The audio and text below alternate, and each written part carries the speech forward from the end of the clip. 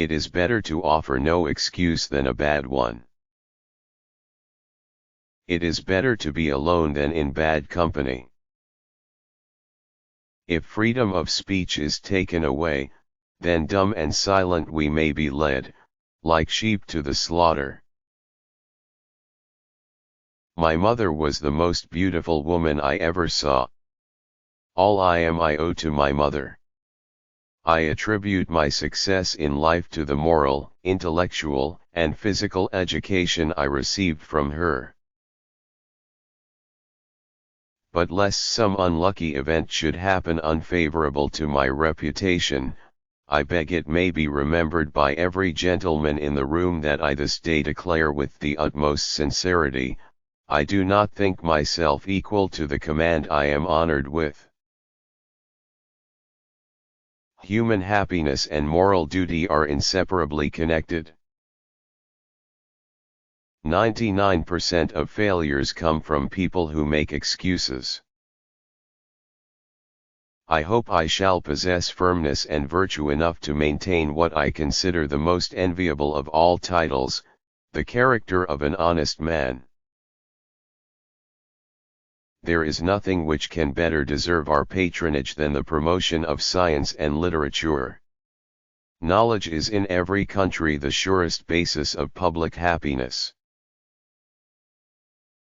Guard against the impostures of pretended patriotism. Labor to keep alive in your breast that little spark of celestial fire called conscience. Perseverance and spirit have done wonders in all ages. Associate yourself with men of good quality, if you esteem your own reputation, for 'tis better to be alone than in bad company.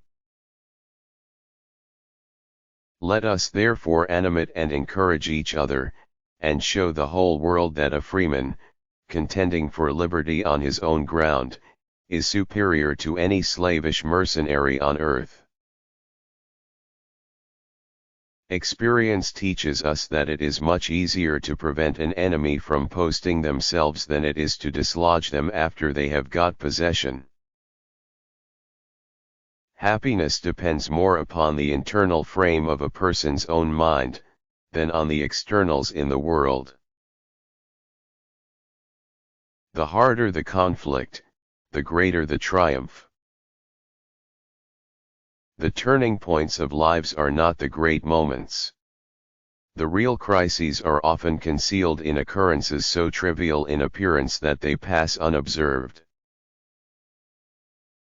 As mankind becomes more liberal, they will be more apt to allow that all those who conduct themselves as worthy members of the community are equally entitled to the protections of civil government. I hope ever to see America among the foremost nations of justice and liberality. If we desire to avoid insult, we must be able to repel it.